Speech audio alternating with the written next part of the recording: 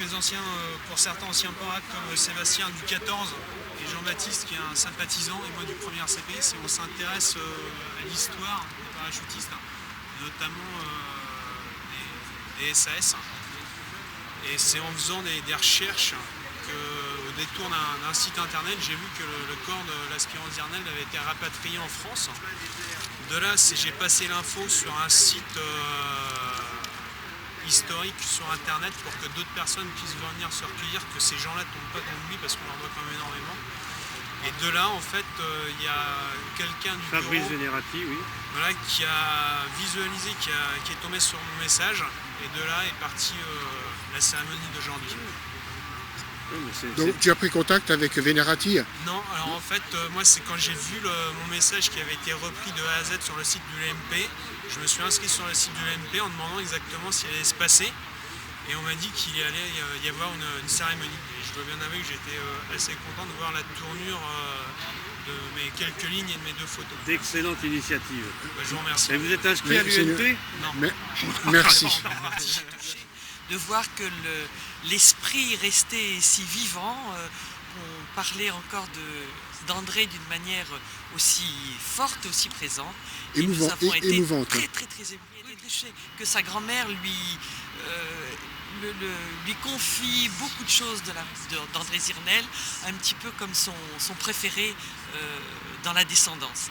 Et le fait qu'il ait le petit carnet sur lequel a été écrit la prière, pour lui ça compte énormément. Il y tient beaucoup. Il a le carnet. Il a le carnet, tout à fait. Ça fait plaisir de voir que ces gens-là, à qui on doit énormément aujourd'hui,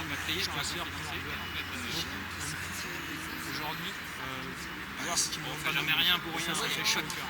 Oui, mais je veux dire que je suis moi-même étonné, parce que c'est vrai qu'André Zirnel a écrit cette prière, et c'était certainement un homme de foi et de grand cœur et de volonté, de courage. Voilà, c'est ça. Et d'ailleurs, ce qui est important, c'est une prière. Il n'y a pas d'année, ça fait 60 et quelques années, ça fait 64 ans, c'était en 42, 65 ans cette année, 65 ans, il n'y a pas d'année où je n'ai pas quelqu'un qui vient me demander une information, qui me dit j'ai écrit un livre, je fais quelque chose. Moi je suis... moi ça fait chaud au cœur, hein, c'est certain. Ça a marqué. Ma famille, mais il reste à mon niveau, c'est-à-dire à l'échelon d'en dessous d'André Zirnel, nous ne sommes plus que 3, 4, parce que j'ai une cousine qui est aux États-Unis, mais nous sommes tous, nous tenons au courant. Alors il se trouve que je suis parisien et c'est donc moi qui sers un peu de pivot pour le joindre. À côté de Sidi Hanej, donc le 27 juillet 1942, où il est resté, d'après l'indication de Genève, pratiquement 2 ans et demi. À la fin de la guerre, en 1945, son corps donc, a été à ce moment-là transféré au Caire, en Égypte, où il est resté jusqu'à 1955.